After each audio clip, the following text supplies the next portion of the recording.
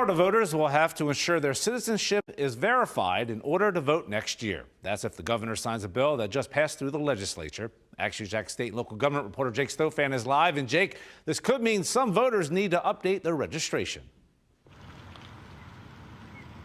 The bill still needs to be passed by the House, and not only would voters need to potentially update their voter registration to ensure citizenship verification, but other voters would likely find some forms of ID they've previously used at polling places like this one would no longer be accepted after this election cycle. We spoke with our local supervisor of elections here in Duval to lay out what voters need to know looking ahead.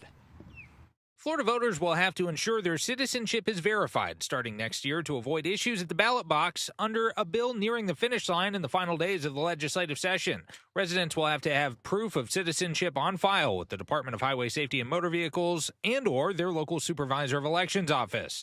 Duval Supervisor of Elections Jerry Holland says that includes documentation like a birth certificate, passport, or naturalization certificate. Make sure you're a U.S. citizen, because that is required to be one in order to vote. To get a driver's license or state ID, Floridians already need to provide a birth certificate or valid passport, so most valid voters with a Florida driver's license likely won't be directly impacted.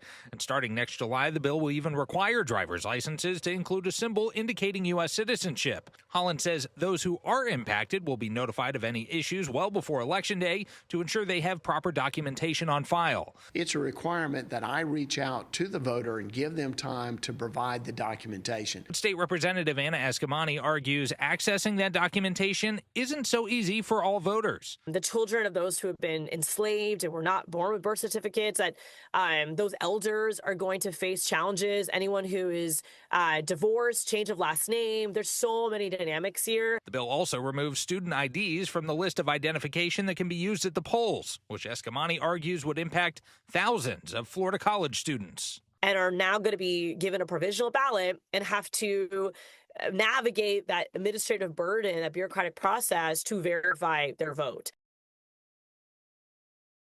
The elections bill did clear the Florida Senate today. It does still need to pass the House before the end of the day Friday in order to clear the finish line. For local coverage you can count on live on the South Side, I'm Jake Stofan, Action News Jax.